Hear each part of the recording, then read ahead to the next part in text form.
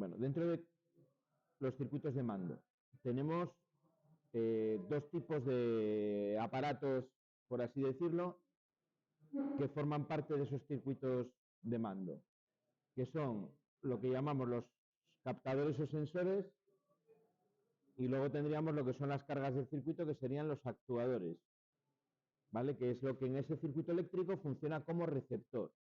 Las bobinas de los contactores, las bobinas de los relés, electroválvulas, esos son los receptores más típicos dentro de un circuito de ese tipo de mando. Luego en la parte de sensores que sacamos a ver ahora, pues tenemos todo lo que son los pulsadores, tenemos los sensores inductivos, sensores de tipo capacitivo, los finales de carrera, células fotoeléctricas, cualquier dispositivo que en general capte información de la instalación es un sensor o un captador que llama ahí. Se consideran también incluso sensores y captadores los pulsadores que utiliza el operario. ¿Cuál es el elemento que dé información a la instalación o que recoja información de la instalación y la vuelca al circuito de mando? Lo llamamos captador o sensor. Digo vuelque porque al final, al actuar sobre un contacto de un sensor, está dando paso de corriente, que es una orden de activación en muchos casos de un elemento de salida. Estoy empleando terminología más de los autómatas, pero la idea es exactamente la misma. Bueno, dentro de los sensores tenemos lógicamente diferentes tipos. Aquí os hablo al principio de los electromecánicos. Estos muchas veces los vais a ver también bajo el nombre de pasivos. ¿Vale? Pasivos porque no tienen alimentación eléctrica interna, no necesitan de alimentar un circuito para poder funcionar. Vale, vamos a añadirlo por aquí. A ver si esto quiere funcionar y lo escribimos por aquí.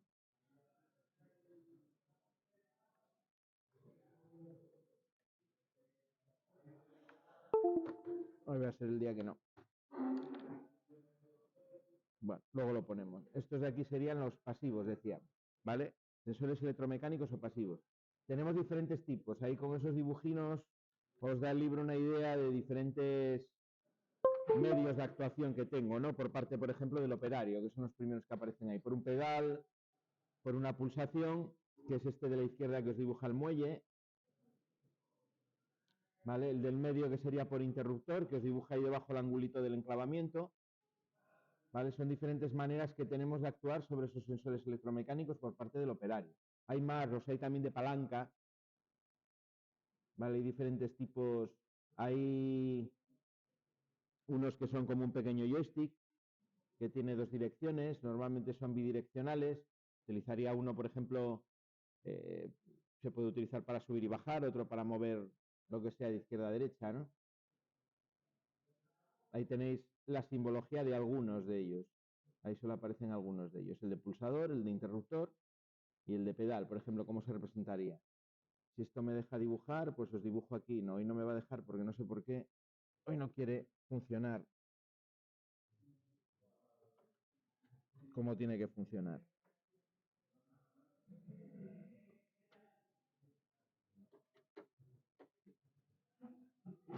Pero bueno, otro día será.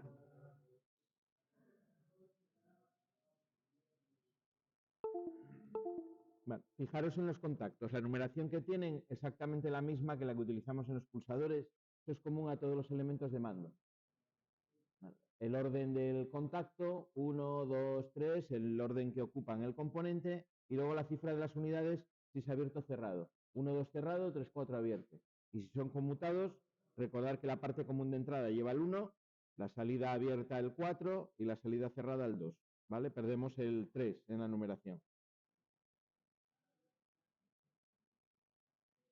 Bien, ahí os recuerda el libro cómo los símbolos se forman con símbolos más sencillos, lo habíamos visto ya también, ¿no? En este caso, la unión mecánica, que es la línea discontinua, el símbolo del contacto abierto o cerrado, más el accionamiento que yo le ponga a ese contacto.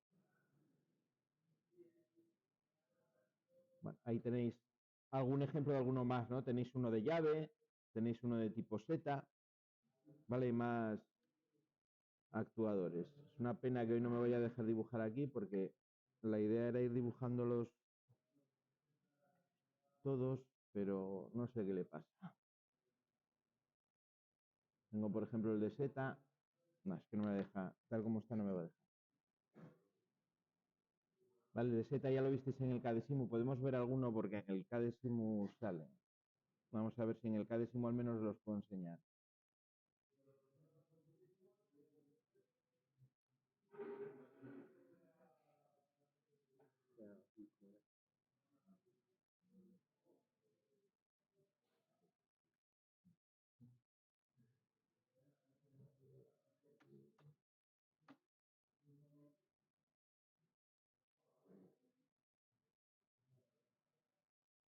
Bueno, los tenemos por aquí en el Cadesimu. Tenemos, por ejemplo, el de Z, que lo tenemos por aquí. Este sería como dibujamos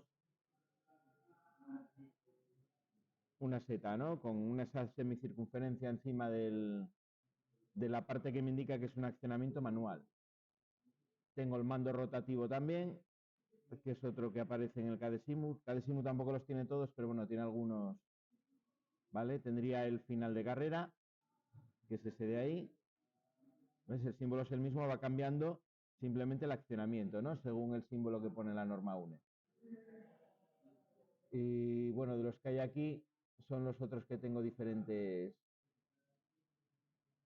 Bueno, luego tendría este, pero ya formaría parte de lo que son las protecciones, pero es otro tipo de accionamiento, ¿no? El térmico, que ya lo hemos visto. A ver si hay alguno más por aquí. Aquí tendría, bueno, lo de los temporizadores que los veremos. El retardo de la conexión, es otro tipo de accionamiento, no es electromecánico, no es del tipo que estamos viendo, pero el símbolo os cambia ahí, ¿no? Y el retardo de la desconexión, que sería ese otro. ¿Vale?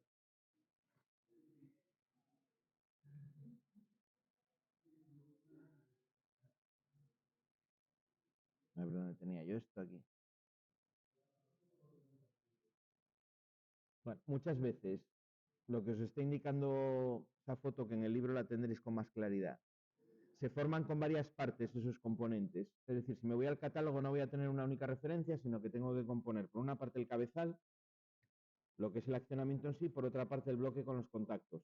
Y a veces incluso hay hasta 3 referencias para el mismo componente. Lo que es la carcasa externa, el cabezal, y dentro de esa carcasa le pongo el bloque con los contactos, que a veces os da opciones de cambiar. Lo normal es que traigan un abierto y un cerrado, pero hay veces que puedo añadir más o cambiar, poner 2 abiertos, 2 cerrados, ¿vale? En gamas normalmente ya un poco más grandes, ¿no? En finales de carrera es más típico que en pulsadores, pero a veces se ve por ahí en algún catálogo. Bueno, símbolos de interruptores, diferentes símbolos que tenéis ahí. Interruptor rotativo de un solo contacto. Ese angulito que va para abajo después del accionamiento rotativo es el enclavamiento, indica que se queda enclavado en la posición. Hay veces que se suprime, ¿eh? Por ejemplo, el Cadesimu habíamos visto ahora mismo que no lo ponía. Pero bueno, se entiende, si es un mando rotativo, se suele entender que tiene enclavamiento. Hay otro símbolo que es una flecha hacia afuera en lugar del ángulo que me indica que es un pulsador, que a veces también lo vais a ver por ahí, a veces también se utiliza. También aparece en la norma. La norma me da varias opciones de dibujo y bueno, ahí vais a ver que se usan más unas u otras según quién está haciendo el esquema. Según el fabricante o el país, se utilizan más o menos.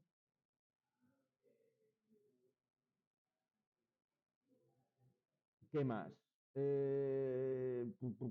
Bueno, ahí tenéis uno dibujado con 2 contactos, un pulsador con enclavamiento, que ese símbolo no tiene mucho sentido. Yo ese no le veo sentido porque normalmente cuando se pone enclavamiento no se utiliza el símbolo del pulsador en el accionamiento manual, sino que se utiliza el del accionamiento manual en general, que es como una T acostada, ¿no? Sin las 2 rayas en los extremos.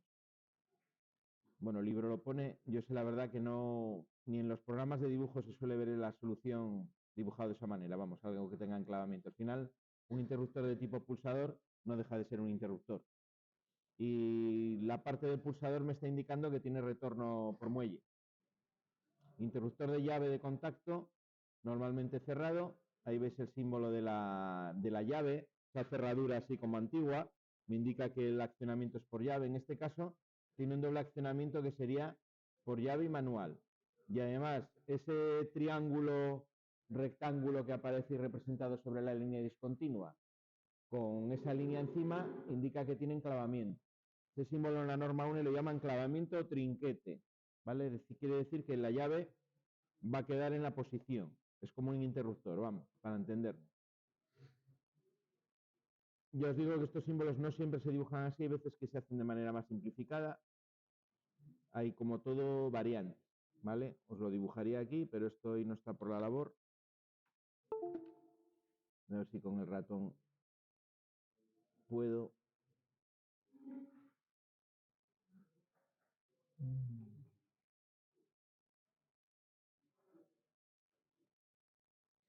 Bueno, el de llave, por ejemplo, ¿no? Hay veces que se pone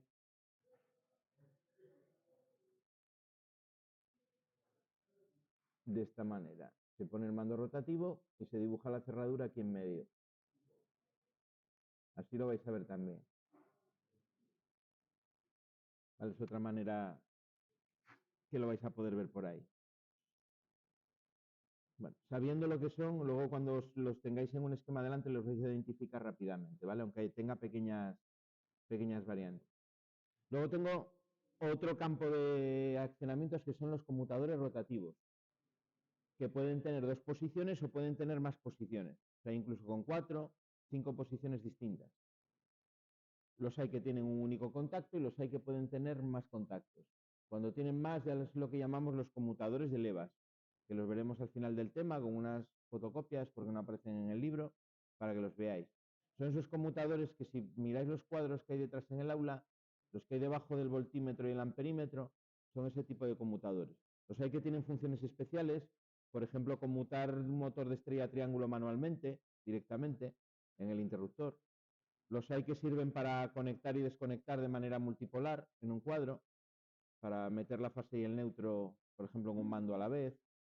Los hay que sirven para hacer medidas con un voltímetro, os permiten sacar, por ejemplo, la medida entre la línea 1 y la línea 2, la línea 2 y la línea 3, la línea 3 y la línea 1, según voy cambiando el conmutador, de tal manera que con un solo voltímetro puedo tener las 3 lecturas de tensiones de línea, simplemente dando al conmutador.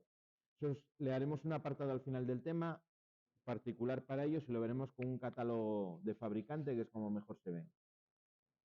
Necesitan de una tabla explicatoria que os dice qué contactos de salida o qué bornes están unidos en cada una de las posiciones del conmutador. Bueno, esto lo hemos manejado también, los pulsadores de diferentes tipos, ¿vale? Normalmente se identifican rápidamente por el color. Ahí tenéis, por ejemplo, unos pulsadores de tipo modular de Siemens, donde me viene ya un abierto y un cerrado para hacer un marchaparo, ¿no? En un solo bloque. Luego tenemos justo encima en la foto el típico de diámetro 22 milímetros para poner encastrado en un cuadro. En este caso parece que tiene 3 contactos, ¿vale? O hasta 3 contactos puede albergar. Este tendría 3 referencias o 2 al menos. Una que serían los contactos, según los que ponga, otra que sería el cabezal y otro que sería la parte de la tecla, ¿vale? En el tema de los pulsadores ya lo visteis cuando hicimos el trabajo de la práctica 1, como el pulsador lo sabía que venía la referencia completa y lo sabía que venían separados, ¿vale? Por ejemplo, los que se encastran en cuadro vienen separados. Si compro la botonera, pues las botoneras ya te da el fabricante ciertas configuraciones donde te viene la botonera completa con sus etiquetas de marcha, de paro, los contactos que necesitas, etc.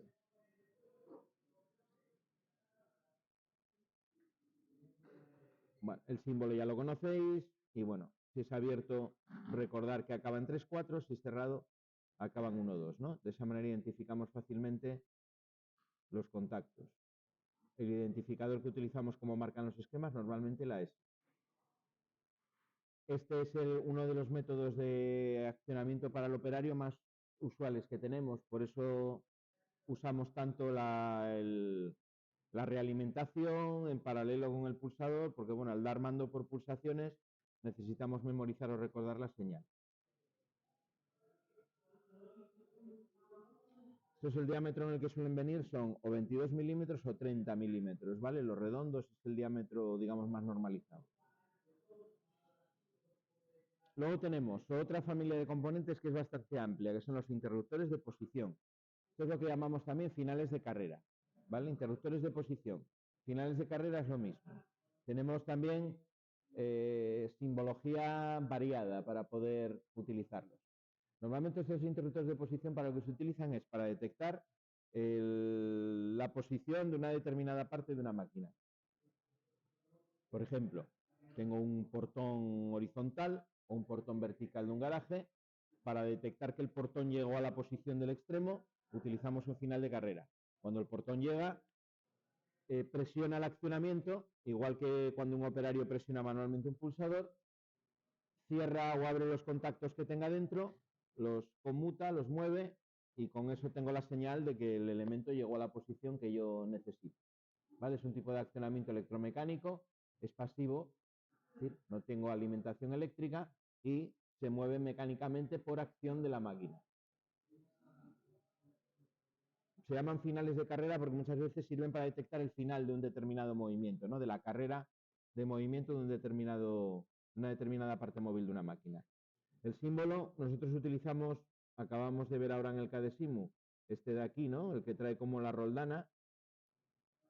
Ese símbolo lo que intenta identificar pues es esta parte de aquí del final de carrera, ¿no? Ese círculo que tiene en el elemento de ataque, que es como se llama esa parte final, eso es lo que representamos en el símbolo. Pero en general hay otro símbolo en la norma UNE, que es el que tenéis representado aquí en el libro. Ese triángulo rectángulo puesto sobre el contacto, pequeñito, significa exactamente lo mismo, interruptor de posición. Ese sería el símbolo más general que me valdría para todos los interruptores de posición. Vale. Tanto en el contacto abierto como en el contacto cerrado se dibuja igual. El triángulo rectángulo va representado siempre en la misma posición sobre el contacto. La numeración de los contactos es exactamente igual que en cualquier otro dispositivo de accionamiento y no hay diferencia. Y ahí tenéis la otra representación, la de la roldana, ¿no? que decimos que es la de la parte de abajo. Es la misma. Y ahí tenéis un ejemplo de uno. Los hay que, en vez de tener el elemento de ataque hacia afuera, tengo que insertar una parte dentro del final de carrera para que se accionen los contactos. Tipo cómo funciona, por ejemplo, el retén de un cinturón de seguridad de un coche, exactamente lo mismo. Una pieza externa que entra dentro del final de carrera y es lo que mueve los contactos. Entonces se suelen utilizar dispositivos de seguridad, finales de carrera de resguardos de máquinas y cosas por el estilo. De esa manera te aseguras que no puede ser trampeable, entre comillas, fácilmente, porque ya tengo que meter una pieza dentro y no es fácilmente trampeable. Aunque al final se trampean igual, porque bueno, vas al circuito, sacas los dos cables, los unes directamente, haciendo un empalme y está, ya lo tienes puenteado. Y el tema de las máquinas y los puentes en los resguardos es un problema, porque bueno, se suele hacer. Los resguardos de las máquinas tienen un problema en el funcionamiento a largo plazo, que es que como están continuamente abriendo y cerrando la máquina, la sujeción de ese elemento se va desajustando. Muchas veces está sujeto por tornillo tuerca, se afloja y empieza a tener holguras, de tal manera que a lo mejor cierras el resguardo de la máquina y como tiene holgura no llegas a accionar completamente el contacto y la máquina no te funciona. Entonces, en vez de situar adecuadamente el resguardo, el final de carrera, de apretarlo, de ajustarlo, digamos, a su posición correcta, muchas veces lo que se hace, porque suele ser más fácil, es sacar los cables, los empalmas y ya está, ya puedes operar con el resguardo abierto en la máquina, lo cual es una aberración, porque estás cargándote toda la seguridad. Hoy en día en las máquinas se suelen utilizar lo que se llaman los bloques de seguridad, que los veremos también en un tema más avanzado, que es una especie de relé donde se meten todos los contactos de los resguardos de seguridad. Entonces ahí es más difícil trampear porque ya tienes que ir a chapucear lo que es el relé en sí. O otras máquinas que tienen hasta 2 y 3 resguardos en serie, pues, o tiene la opción del abierto y el cerrado combinados, pues tienes que chapucear varios a la vez para poder operar. Pero bueno, se hace. Aquí hubo veces que llegaron máquinas a mecánica donadas por empresas y se dieron cuenta cuando los pusieron a funcionar de que estaban los resguardos, la mayor parte estaban puenteados, con lo cual la función de seguridad no la tenía activa. Como técnicos de mantenimiento, si os toca ser, nunca se os ocurra, vamos, las medidas de seguridad de una máquina son sagradas, tengo que respetarlas sí o sí. Porque bueno, luego los accidentes vienen muchas veces por el tema de no tener la seguridad adecuada en la máquina. Si te viene además una inspección a verificar las máquinas y no tienes los resguardos como tienen que estar, la seguridad como tiene que estar, no va a pasar la verificación, claramente. Vale. Ahí tenéis una foto, la que sale en el libro, con diferentes opciones para el elemento de ataque. Ese tipo de finales de carrera que tenéis ahí son de los que os decía que el elemento de ataque, igual que en los pulsadores, es una referencia aparte. Por una parte tenéis la caja, que es una caja estanca, por cierto, esa que tenéis ahí, esos de Siemens son estancos. Por otra parte tenéis los contactos que van dentro, que se venden aparte. Tengo diferentes configuraciones. Puedo poner dos abiertos, dos cerrados, un abierto y un cerrado. Y luego, por otra parte, tengo el cabezal, que es el elemento de ataque, que lo ajusto pues a las necesidades que yo tenga. Hay de varilla, como es el de la derecha, que actúan en cualquier dirección. Puedo atacar el elemento de ataque desde cualquier dirección, que a poco que doble la varilla se van a actuar los contactos. Luego tengo de varilla en una sola dirección, ¿vale? Que es el segundo por la derecha. Tengo los típicos que son de botón, como los que tenemos en los tableros, un poco más grande porque ese es estanco. Y luego tengo los que tienen la roldana, pues tengo diferentes opciones. Tengo el de la izquierda del todo, que la gracia que tiene es que yo puedo ponerle la longitud a la rueda que yo quiera, simplemente desatornillo, muevo la pieza hacia arriba y puedo ponerle la longitud que necesite. Y bueno, los otros dos que están a su derecha, que lo que cambia es el ángulo para el cual trabajan, ¿no? Por ejemplo, el que está el tercero por la izquierda trabajaría o está pensado para trabajar en perpendicular. La parte móvil va a atacarlo en perpendicular. Mientras que el que está el segundo por la izquierda, pues ahí ya puedo trabajar en otros ángulos, ¿no? Más cercanos a lo que sería la misma dirección del final de carrera.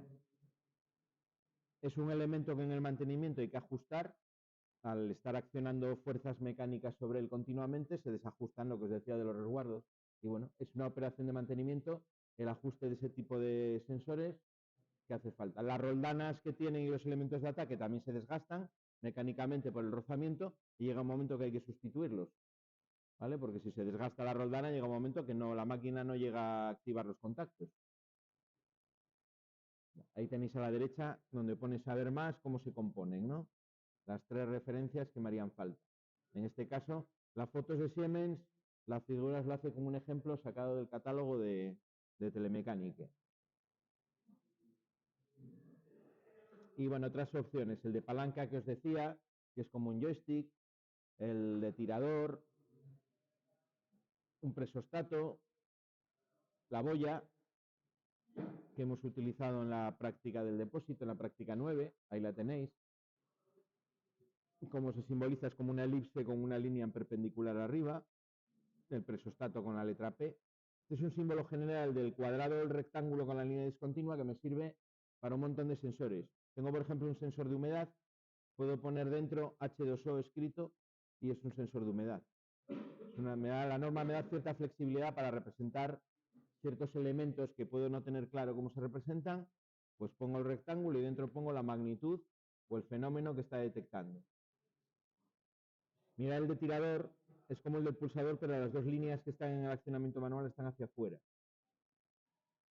Y bueno, el de pedal os pone la foto de cómo es físicamente y los contactos cómo serían, con su símbolo. Bueno, todos estos que hemos visto hasta ahora aquí son todos pasivos, no necesitan alimentación, ¿vale? Simplemente hay una acción física sobre unos contactos que los mueven. Hay otro tipo de captadores que sí necesitan alimentación, ¿vale? Y en eso tenemos dos que destacan o que son muy utilizados, que son los inductivos y los capacitivos, que son los que llama aquí bajo el nombre de captadores o sensores de estado sólido. ¿vale? De estado sólido es porque utilizan dentro semiconductores, ¿vale? Transistores, cosas por el estilo para poder realizar la detección. Hay veces que incluso dentro no tienen ningún tipo de contacto, simplemente tienen un elemento electrónico que corta o da paso de corriente, ¿vale? Y lo habíamos comentado algún día, volveremos sobre ello cuando veamos el automata. ¿Cómo puedo con un transistor, por ejemplo, dar paso de corriente o quitar paso de corriente exactamente igual que con un interruptor? Lo veréis, me imagino, a lo largo del curso en electrónica, también os comentarán el funcionamiento del transistor. Se le hace funcionar en lo que se llama el modo corte y saturación. El transistor es un elemento electrónico que me sirve para amplificar. Yo le meto una señal de entrada por la base y entre el colector y el emisor esa señal me la amplifica, lo que se utilizaba tradicionalmente en los amplificadores analógicos de audio, ¿vale? Pero cuando yo le meto una señal suficientemente grande por la base, el transistor se satura y pasa a conducir ya de manera continua. Ya no te da una señal con variaciones entre positivo y negativo, sino que te da paso de corriente de manera continua, es decir, una corriente continua, como un interruptor. Ahí es donde lo hacemos trabajar en este tipo de elementos, en los sensores. En corte o en saturación. Corte es cuando no conduce ningún tipo de señal y en saturación es cuando está pasando corriente continua a través de él, es decir, amplifica completamente.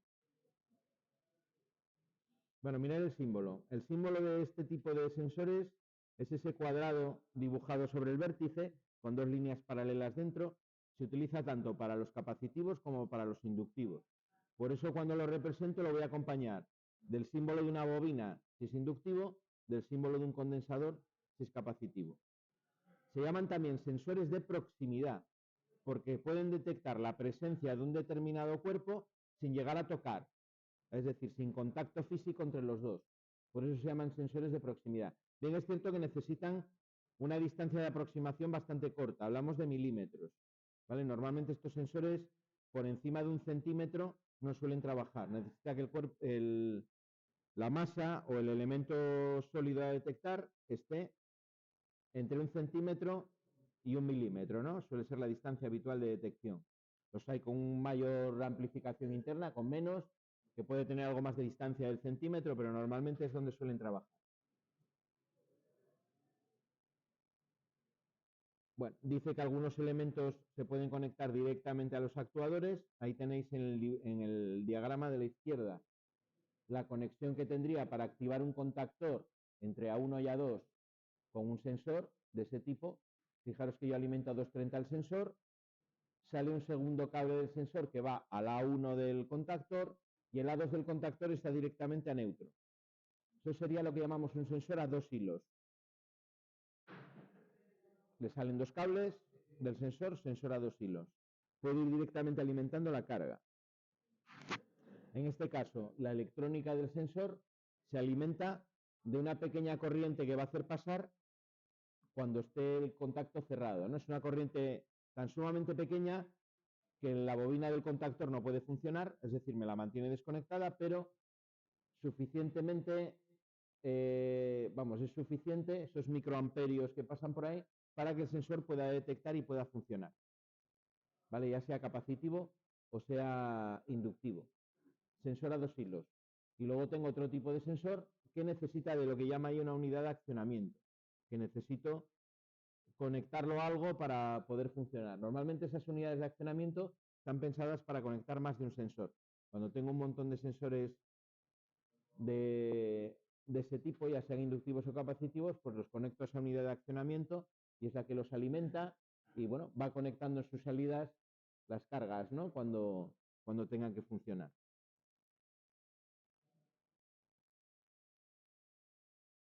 Bueno, ahí tenéis el símbolo general para un sensor de proximidad, el contacto asociado al sensor y el símbolo del sensor de proximidad. Esto los vamos a ver en el cadésimo porque en el cadésimo los dibuja bastante bien, ¿vale? Con sus variantes. Vamos a verlo ahora en el cadésimo. Y luego entramos a comentar los diferentes tipos. Vamos un momento entonces al cadésimo y los vemos aquí mejor. Bueno, en el cadésimo tenéis un menú específico para ese tipo de sensores, ¿vale? En el menú que llama detectores. tengo los fotoeléctricos y tengo a la izquierda, estos 6 que hay en la parte de la izquierda son los que son los inductivos y los capacitivos. Aquí, por ejemplo, el primero, detector inductivo con contacto normalmente abierto. Ese sería, tal cual me lo representa ahí, un sensor a 2 hilos. ¿Vale? A veces se suele dibujar solamente el contacto.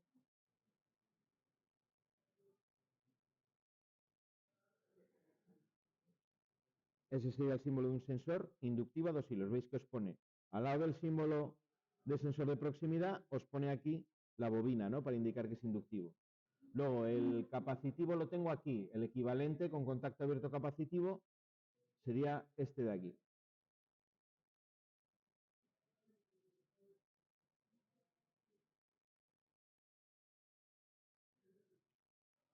Sería ese de ahí. Veis que el símbolo es exactamente igual, excepto por el condensador que me dibuja a la izquierda, ¿no? Para indicar que es capacitivo. ¿Dónde se utiliza cada uno? Los inductivos solo detectan metales de tipo ferromagnético, aceros, cosas similares, cosas que se puedan magnetizar, metales que se puedan magnetizar, es lo que detecta. Un capacitivo para todo lo demás. En general detecta muy bien los capacitivos materiales que sean aislantes, pero en general cualquier tipo de material lo pueden detectar. Los inductivos funcionan por la distorsión que una masa metálica genera en el campo magnético del sensor. El sensor está generando, tiene una bobina que genera un campo magnético. Cuando yo aproximo una masa metálica, las líneas de campo magnético empiezan a canalizarse a través de esa masa metálica y el circuito eléctrico de alimentación experimenta un pequeño pulso, un fenómeno transitorio, por efecto de esa intrusión, ¿no? De una masa metálica. La electrónica interna es capaz de detectar ese pequeño pulso que se produce cuando se aproxima a una masa metálica y a través de una electrónica adecuada amplifica la señal y lo transforma en la actuación de un contacto, ¿no? O en el cierre en saturación de un transistor, lo que tenga dentro. El caso es que va a dejar pasar corriente cuando le aproxima una masa metálica. El capacitivo funciona por electrostática. Él va a cargar una placa que tiene interna con un montón de electrones y cuando aproxime algo, muchas veces vale que sea algo aislante, se produce un efecto condensador. Va a haber un aumento de la cantidad de carga que se acumula en la placa y se produce un efecto condensador, con lo cual, nuevamente, la electrónica interna detecta un pequeño pulso interno que se va a producir de esa pequeña carga del condensador que tiene dentro el capacitivo y lo transforma, lo amplifica en una señal que es capaz de cerrar un contacto de un relé o actuar un transistor o lo que sea. ¿Vale? El de la izquierda funciona entonces por inducción electromagnética y el de la derecha por efecto electrostático como un condensador. Por eso se llaman inductivos y capacitivos. Estos serían los de 2 hilos. Vamos a poner una pequeña conexión para que veáis cómo funcionan. ¿Vale? Normalmente este tipo de sensores, en vez de ponerlos directamente con el contactor, los suelo asociar con un relé. La solución más sencilla. Hacemos nada, no tardo nada en hacer un pequeño circuito para que veáis cómo funciona. Lo normal aquí sería poner a su salida a cada uno de ellos un relé auxiliar, que automáticamente me va a pasar a detectar o a hacerme la detección del sensor, más que nada porque tienen un solo contacto y hay muchas veces que necesito pues más de uno, ¿no?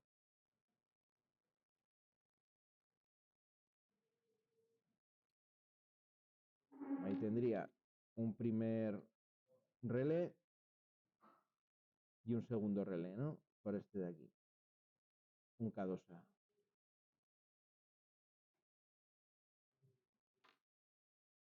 Y nada, como aparecía en la figura del libro, la alimentación a 2 hilos le llega a fase directamente.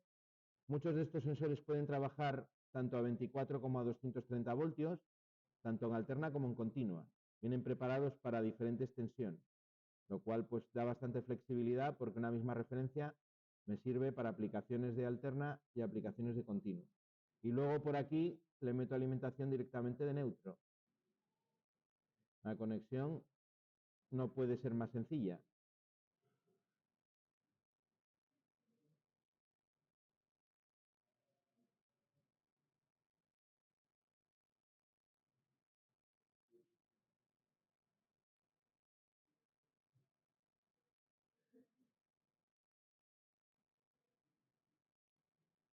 ¿vale? Cuando se aproxima algo que sea inductivo, pues deja pasar la corriente, ¿no? El contacto abierto se lo dibuja ahí cerrado, se cerraría y me activa el relé. Si yo quiero hacer algo, normalmente voy a hacer algo con esa actuación o esa detección, pues el contacto abierto de K1A sería la detección del B1, el contacto abierto del K2A, la detección del B2. Sin más. Los utilizarían el resto del esquema donde proceda. Suele haberlos también de dos tipos, o podéis encontrarlos de dos tipos. Aquí en el CADESIM os lo pone, bueno, de dos tipos respecto al número de hilos y de dos tipos respecto al funcionamiento. Los tenéis PNP o NPN. Bueno, esto hace referencia a los de tipo 3 hilos, que vamos a verlos ahora. Vale. Bueno, vamos a ver el de 3 hilos. Ese de ahí lo voy a cambiar y voy a hacer que sea 3 hilos. Los de 3 hilos no van directos a la carga. Lo que hago es alimentar, les doy alimentación directa.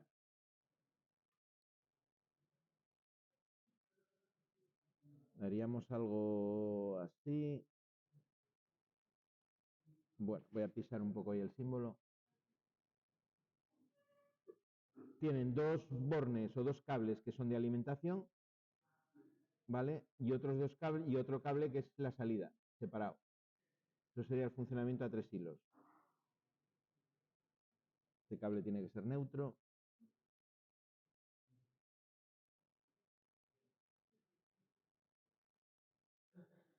Ese sería uno funcionando a 3 hilos.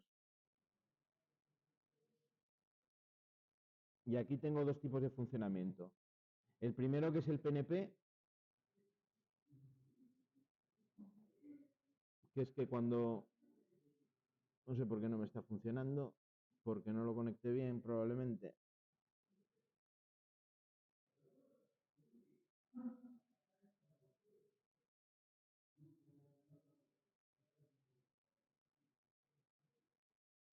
Vamos a volver a hacerle el cableado. A ver, ¿por qué no?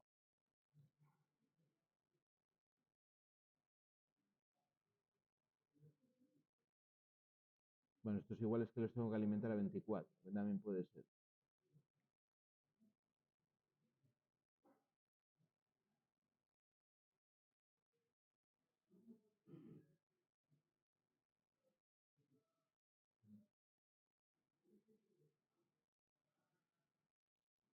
Vamos aquí a ver si hay que ponerle el otro funcionamiento.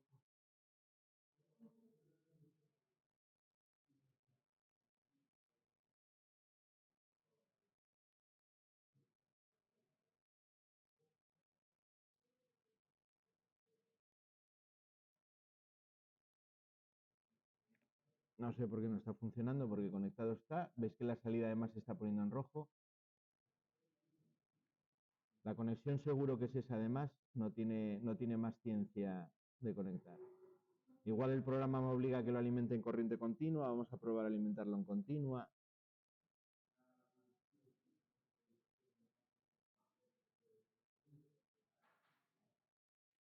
Los hay de alterna también en la realidad, aparte del programa. De alterna, los hay de continua, los hay que funcionan en alternado en continua. Vamos a ver. No, es un problema de la conexión, algo no he hecho bien en la conexión ahí.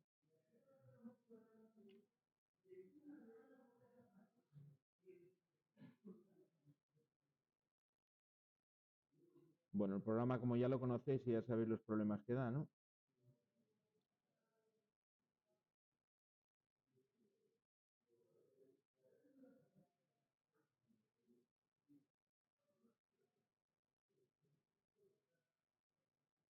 Pero bueno, funciona, lo tengo probado y de hecho ya veréis, haremos algún ejercicio con él y veréis que funciona perfectamente.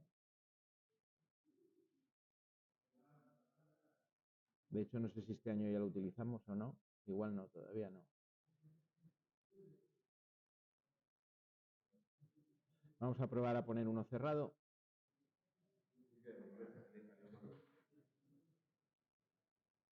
No, es que a veces, bueno, ya sabéis que este programa tiene sus cosas, ¿no? Y a veces, no sé por qué, no quiere funcionar. correctamente. Vamos a poner aquí no, vamos a poner el cerrado. Porque conectado está justo. Vamos a ponerlo aquí de tipo 3 hilos, que es el que queríamos probar.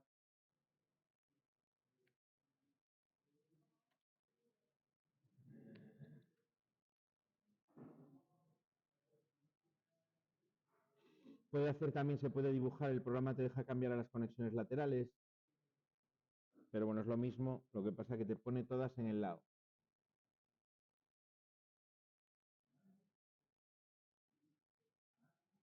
Estoy mirando, pero las líneas llegan hasta donde tienen que llegar en la conexión, no me he pasado ningún cuadro. La alimentación es la que lleva, fase neutro, positivo y negativo. No, no funciona.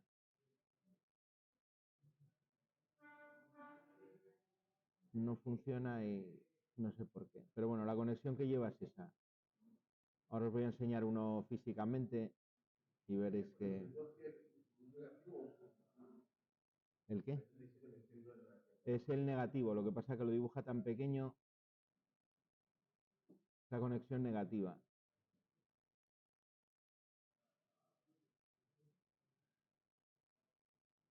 Lo único que me queda por probar es poner todos los cables y todo en corriente continua, a ver si... Vamos a quitar este.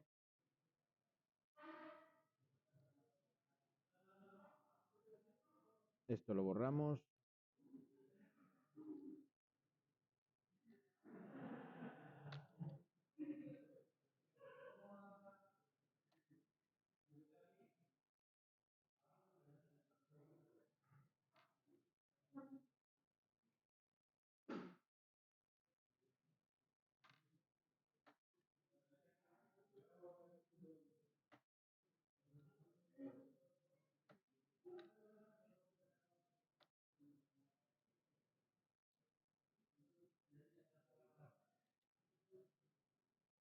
Voy a quitar un momento la lupa porque si no, no me aclaro.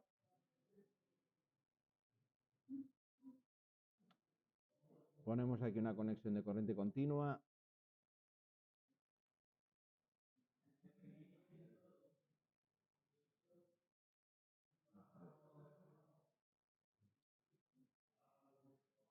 El sensor inductivo del contacto abierto.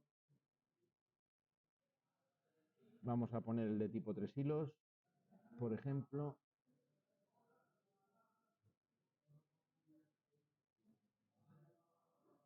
Cable positivo, que es el rojo. Cable negativo, que es el negro aquí.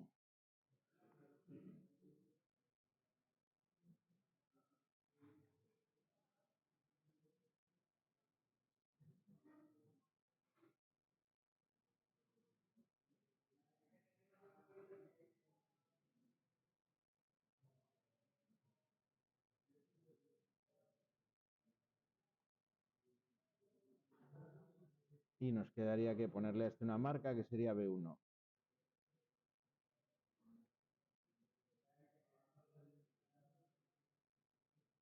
Pues parece ser que había que alimentarlo en continua en el K-décimo. Vale, ahora sí funciona. Aquí veis que en el de 3 hilos le doy alimentación directa al sensor, positivo y negativo, y luego tiene un tercer cable, ese tercer hilo que es la salida. Cuando detecta, me pone en tensión y me alimenta el relé. ¿Vale? Ese sería cómo se conecta uno de tipo 3 hilos. Luego en el resto del circuito, el contacto de K1A lo utilizo para lo que haga falta. ¿Vale?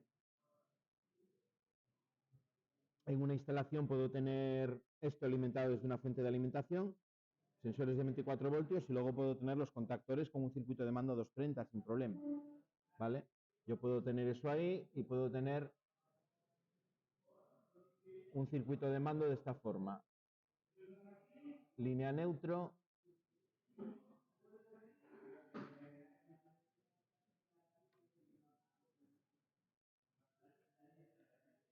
Tener aquí una bobina de un contactor.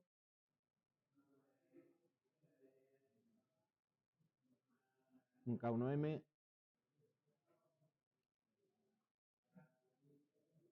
Aquí el contacto de ese relé del K1A, que es el que me active el contactor.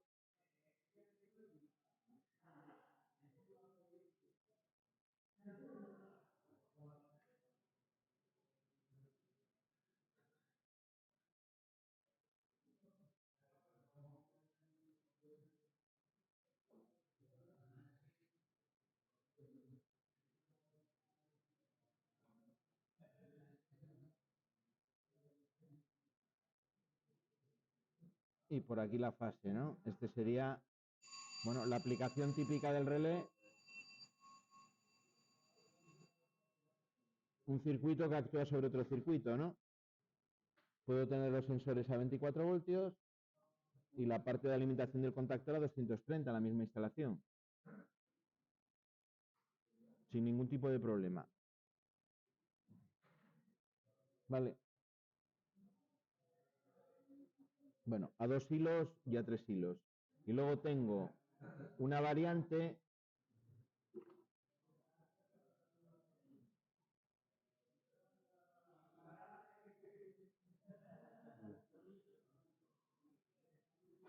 que este se conectaría cuando cojo el NPN, cambia el tipo de transistor que lleva en la salida.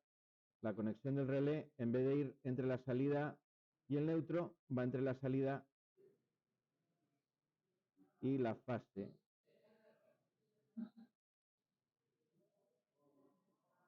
Bueno, este es otro tipo de conexión que vais a ver también en estos sensores.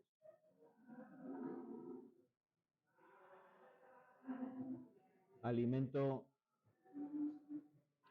es decir, la salida en vez de ponerse a 24 voltios, cuando detecta se pone al valor negativo.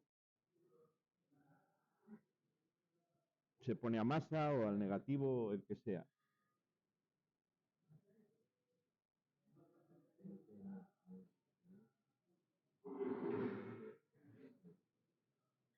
Esa sería la conexión de uno de tipo NPN. Vamos a ver si lo definí bien, porque si no, no hay. Del tipo NPN.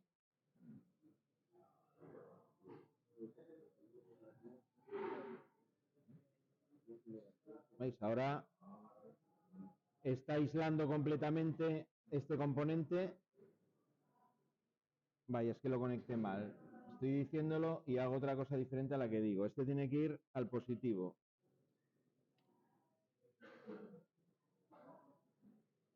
Esta es la conexión que llevaba aquí. ¿Vale? Está positivo y lo que hace es unirlo al negativo cuando detecta. Así es como funciona el de tipo NPN. En vez de llegarle directamente el negativo, le llega directamente el positivo. Y el negativo se lo da al sensor cuando detecta. ¿Vale? Eso es porque lleva un tipo de transistor distinto en el interior que conduce en sentido contrario. Sin más. Pero bueno, que os suene lo de PNP o NPN. ¿Vale?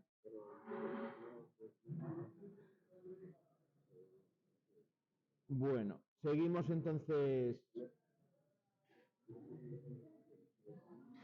Bueno, los inductivos, generalmente entonces para elementos metálicos ferromagnéticos, capacitivos para lo demás.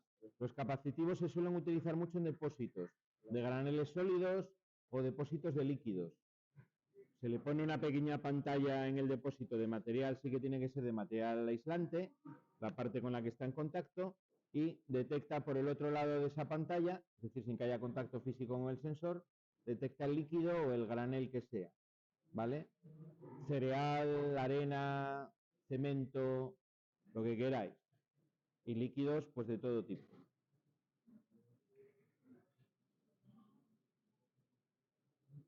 Bueno, luego que está aquí un poco borroso. Tenemos lo que llamamos los detectores fotoeléctricos. ¿Vale? Aquí lo que utilizamos es un diodo emisor de luz que emite luz infrarroja, como el diodo que tenéis, por ejemplo, en el mando de la tele, es el mismo tipo de componente. Y luego tengo un fototransistor que recibe ese rayo de luz. Puedo enfrentarlos en lo que se llama el modo barrera. Tengo un componente donde tengo el transistor en un extremo, otro componente donde tengo el diodo en el otro, y cuando yo interrumpo ese haz luminoso que va del diodo al transistor, es cuando me da una detección. Es una de las opciones, el que llamamos de tipo barrera. Luego tengo la configuración que llamamos reflex, donde tengo en el mismo aparato el transistor que recibe la luz y el diodo que lo emite. Entonces, para que le llegue, lo que pongo en el otro lado es un reflector. Es la típica célula que tenemos en los garajes de los edificios. Una célula reflex que se llaman, que lleva reflector, el reflector enfrentado con la célula, y cuando un coche interrumpe el reflejo del haz infrarrojo y no le llega al transistor, es cuando me da la detección. Y luego tengo un tercer tipo, que es lo que se llaman los de proximidad. Los de proximidad es exactamente igual que una de tipo reflex, pero el transistor es mucho más sensible, la señal está mucho más amplificada.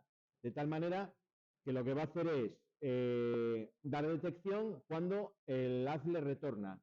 La luz que reflejan los objetos que yo pongo delante es lo que va a producir la detección del sensor, que es, por ejemplo, la que tenemos en la barrera del colegio, es de ese tipo. Tienen el pequeño inconveniente que si le pones algo que sea negro, completamente opaco, no te lo va a detectar.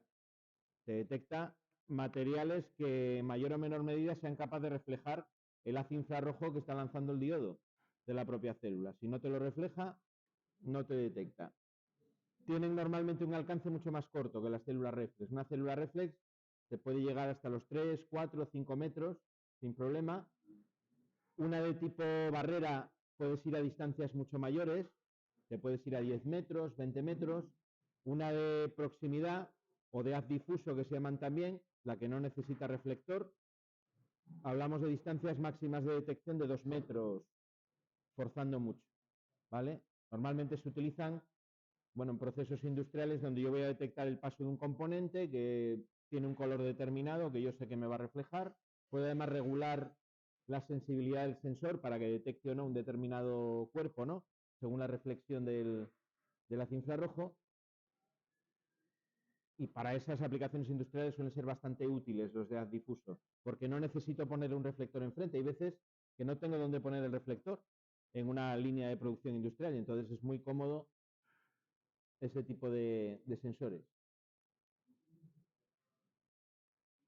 Aplicaciones, por ejemplo, también de posicionamiento de un brazo de un robot, cosas por el estilo, también puede ser útil ese tipo de haz.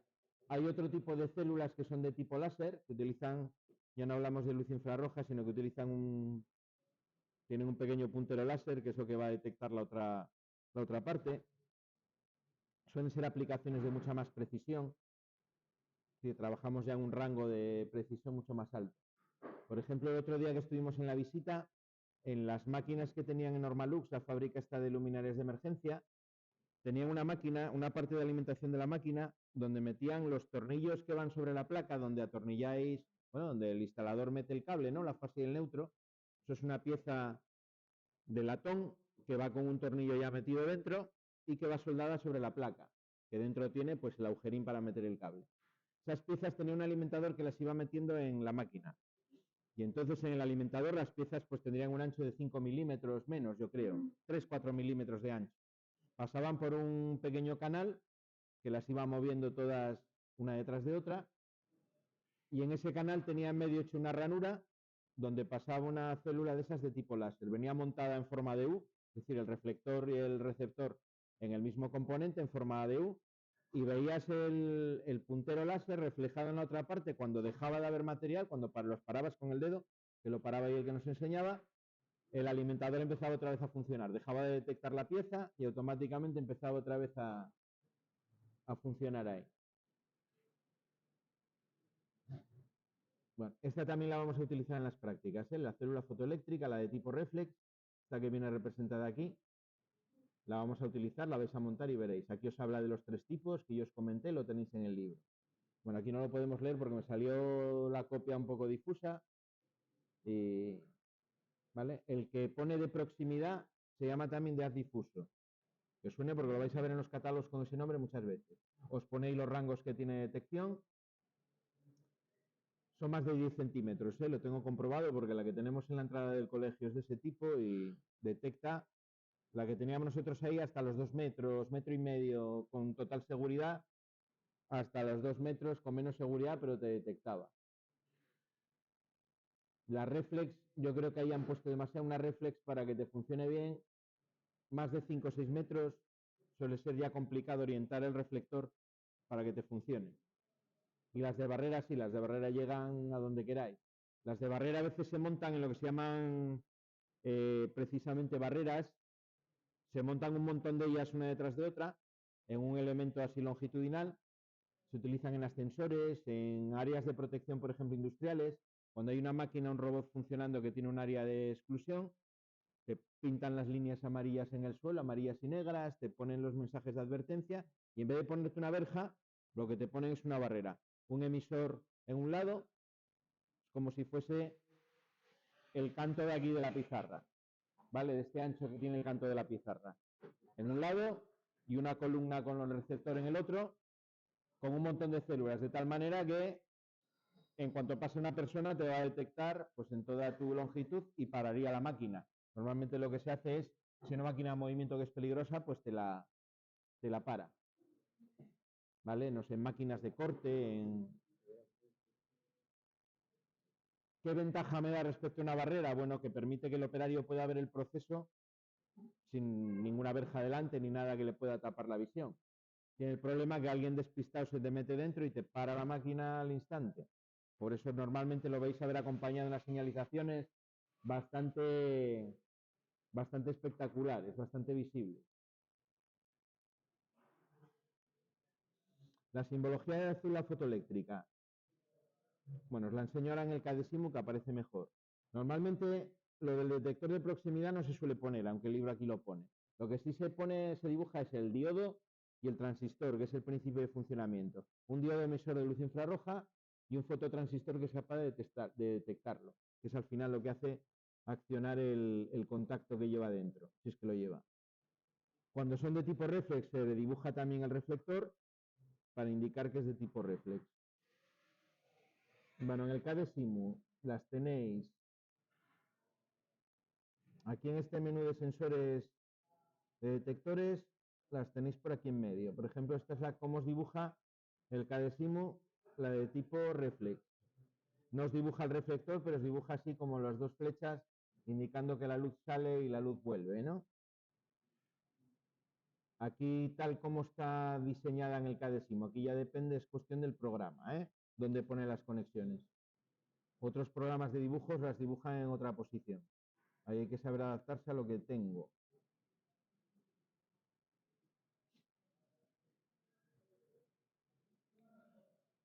Bueno, aquí lo que tengo es alimentación de fase y neutro. El 1 y el 2 es por donde se alimenta directamente la fase y el neutro. Decíamos que estábamos con sensores de tipo activo que necesito alimentar. Luego normalmente lo que voy a poner es un relé en su salida. Y lo que tienen 3, 4, 5 es un contacto conmutado. 3, 4, 3 es el común, 4 es el cerrado y 5 es el abierto. No se corresponde, en el caso del CADESIMO, con la numeración normalizada. Pero es que normalmente estos sensores no llevan numeración. Estos sensores lo que llevan es una designación, un código de colores en los cables.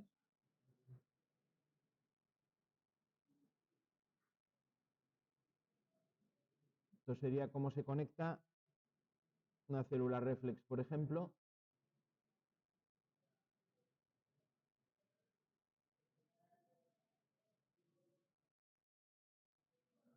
La práctica que nosotros vamos a hacer la vamos a conectar exactamente así.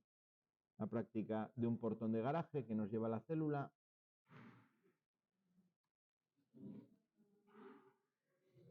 Bueno, y este le vamos a poner otra marca que va a ser B3.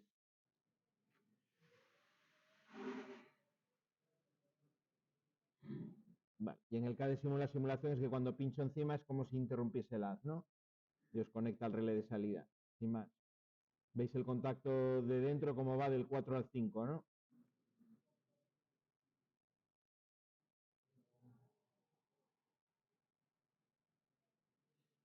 Esto normalmente, cuando yo lo hago en un esquema real, en vez de poner esos números, lo que pongo es el color del cable, ¿vale? Por ejemplo, el marrón y el azul, que es como suele venir la alimentación, el marrón se pone con BW, no sé si aquí nos va a dar hueco para dibujarlo, pues no nos deja. De hecho, no nos deja... Ah, no, sí, bueno, sí me lo dibujo, sí. La conexión 2, que normalmente es en azul, se pone BU, ¿vale? Vienen del inglés, pero black no es BW, es BK. a todo esto. Este sería BK, me parece. Y en el esquema yo lo pondría así, porque es como puedes identificar cuando vas a cablear por el color del cable. Luego en los de salida, estos son los que igual no me caben ahí en el cadesimo. Estoy intentando recordar de memoria cómo venía. Me parece que el común era de color negro. Ah, claro, es que el otro era, vale. El de alimentación es marrón, que es de Brown BW, el negro es BK, de Black, el gris es GY, de Gray, que es el cerrado, y el blanco, que debe ser el abierto, me parece que pone WH. Vale, aquí en el cadesimo se superponen todas, pero es como normalmente lo vais a poner en un esquema. En estos y en los inductivos lo mismo, porque los inductivos tampoco tienen numeración de bornes. Hay algunas células que sí. Algunos fabricantes tienen la opción de, en vez de venir con cable, poder cablearlas directamente por tornillo. Son más caras porque traen una tapa de tipo estanco para poder meter el cable con estanquidad, porque normalmente estas células muchas veces están a la intemperie o en sitios donde hay líquidos y demás. Y por ello lo normal es que os vengan con un cable, por ejemplo, para que veáis que no os engañe.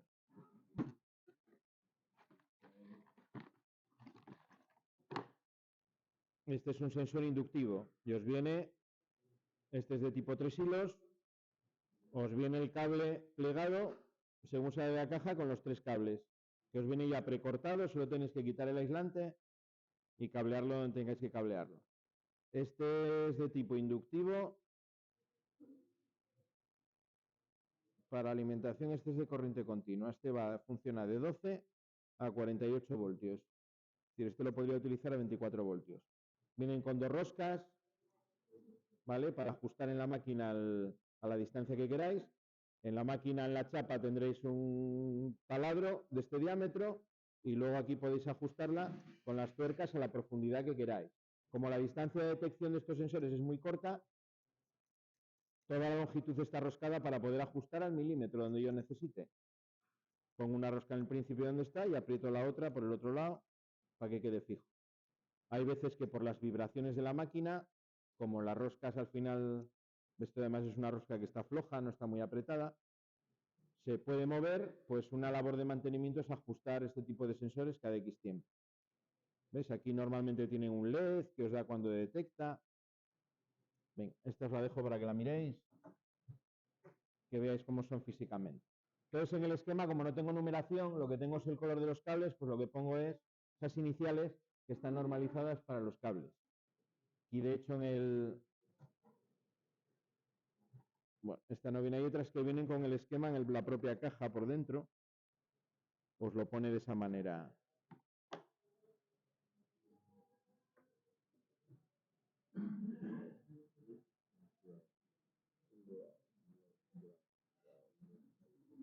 Y bueno, a continuación ya os va describiendo el libro los diferentes tipos, ¿no? Lo que os estaba contando antes. Los inductivos,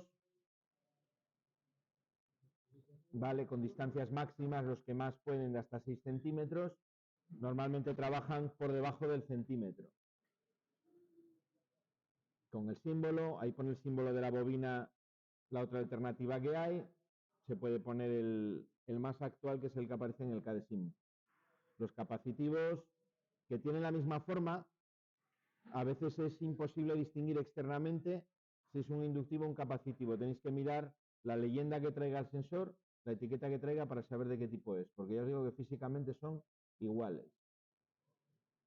Los hay que vienen dentro de un encapsulado más parecido a un final de carrera también. A ver si teníamos uno por aquí y lo podéis ver.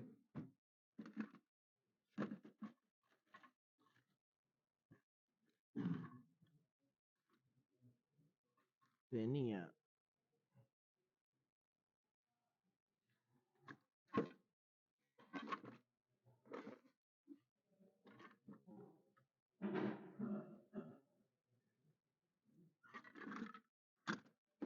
Mirad, tengo este otro. Este es parte de una célula fotoeléctrica de barrera. Este es el receptor. Si miráis dentro, se ve ahí el transistor, en el fondo, tiene como una lupa. Este es de los que llegan a distancias muy grandes. Miradlo. Y aquí veis el código de colores, lo tenéis aquí. Esto os lo paso para que veáis también porque os dice a qué corresponde cada uno de los colores del cable. Os pone el negro, pone el LOAD, que es la carga, el azul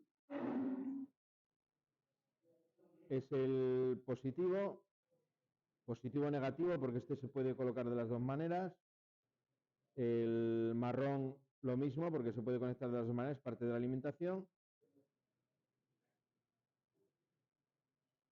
Y luego el blanco es la otra salida. Tiene dos salidas invertidas. Una os da conexión cuando está en reposo y la otra no. Y luego cambian. Es como si tuviese un abierto y un cerrado en la salida.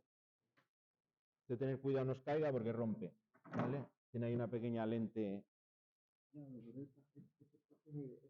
tiene que bajar mi abuelo.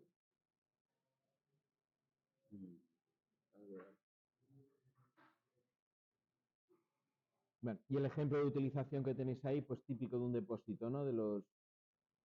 Para el que se podrían utilizar los capacitivos. Se utilizan mucho en todo tipo de depósitos de granules sólidos y líquidos, se utilizan mucho ese tipo de sensores.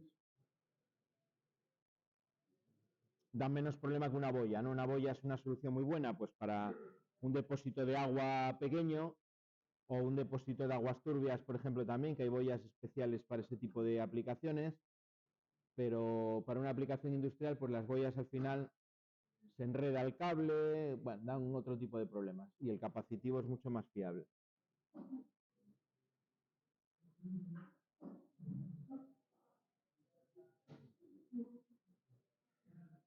Y bueno, el último ya que nos presenta aquí, y así vemos las conexiones de los sensores.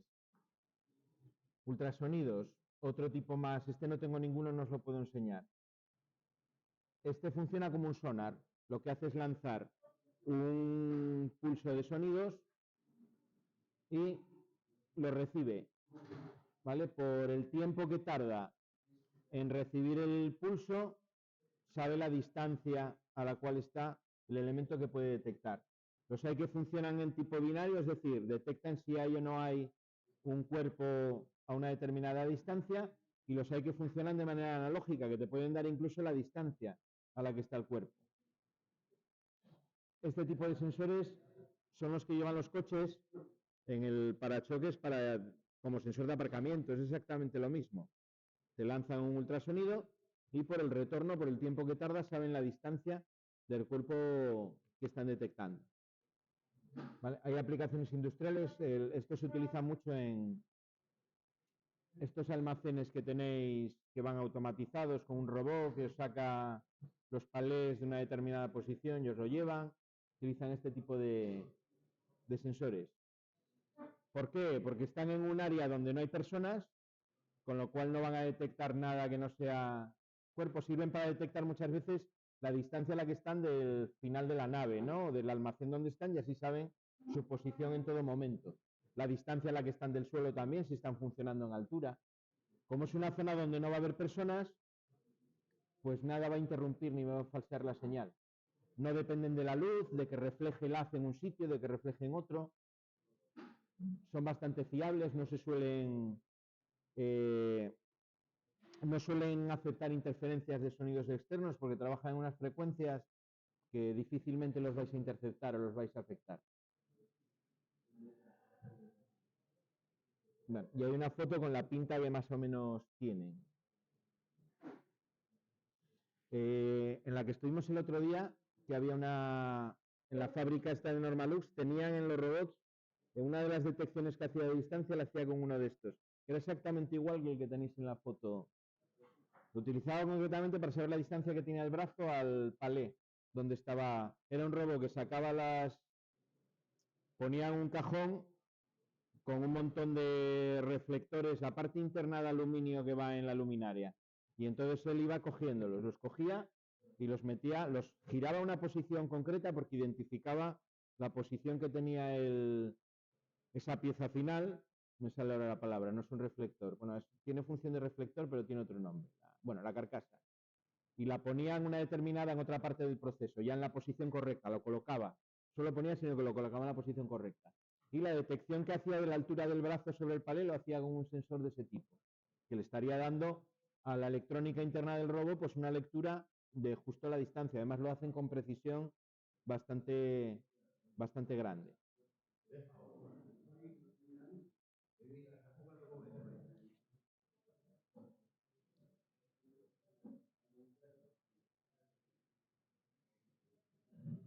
Ya alguien lo tuvo que sacar, ¿no? El Holly.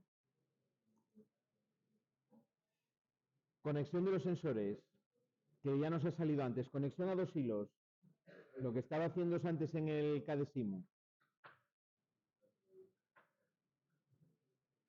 En corriente continua, los dos tipos, PNP, la carga directamente al negativo, NPN, la carga directamente al positivo, corriente alterna y corriente alterna y continua. Los hay que sirven para los dos.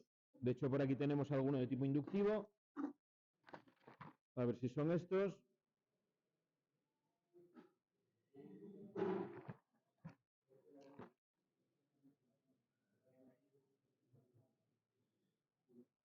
No, este es igual que el que os dejé ver por ahí.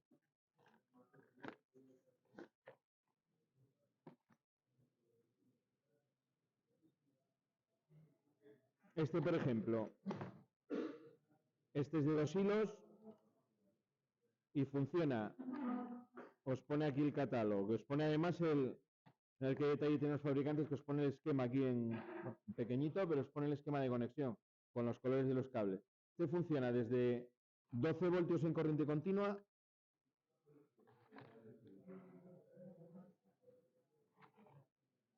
desde 24 voltios en corriente continua o alterna hasta 240 voltios en corriente continua o alterna.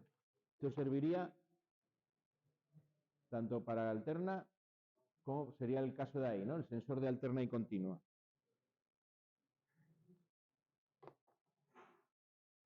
Que bueno, os lo pone aquí. Normalmente estos sensores, como el que os dejé ahí en la franja que viene debajo, os dice el valor de tensión. En estos conviene mirarlo bien, ¿eh? ¿Por qué? Porque son muy parecidos a los capacitivos y porque son iguales físicamente. Tú no distingues este que tengo en la mano, es igual que el que os pasé por ahí. Hay que mirar y además viene bastante pequeño el valor de tensión de alimentación y el valor de corriente que os va a producir también, ¿vale? Para poder activar lo que queráis activar.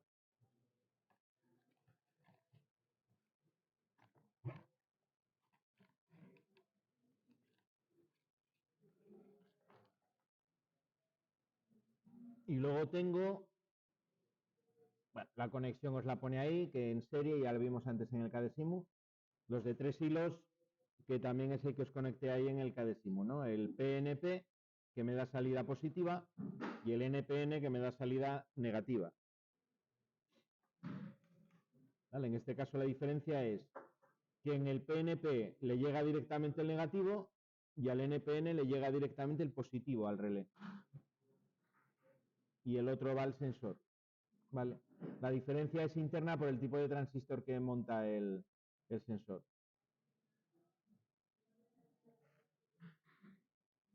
Bueno, ejemplos de conexión. A veces algunos cuando se ponen con una bobina en alterna, en continua, perdón, pues se les pone ahí un diodo para evitar el fenómeno transitorio que hay que me puede hacer disparar la bobina. Cuando desconecto, dar un pulso ahí de conexión malo. Aunque normalmente este diodo, cuando van a trabajar de esa manera, lo lleva ya internamente el sensor y así me ahorro de ponerlo, ¿eh? El libro os lo dibuja, pero normalmente ya viene incluido. Y tendríamos un cuarto tipo que sería el de 4 hilos.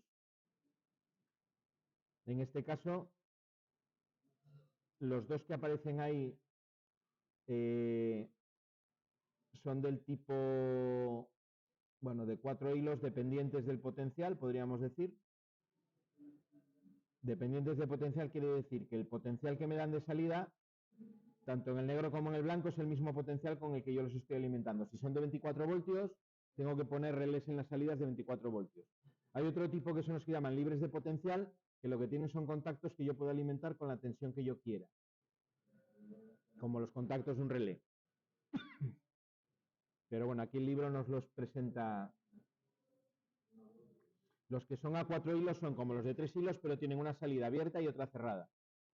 Una os está dando paso de corriente cuando no detecta y otra os da paso de corriente cuando detecta. Uno de los que os pasé llevaba esa configuración de 4 hilos. Y aquí tenéis el libre de potencial, que el libro llama salida configurable. Aquí yo le puedo poner lo que yo quiera. ¿Vale?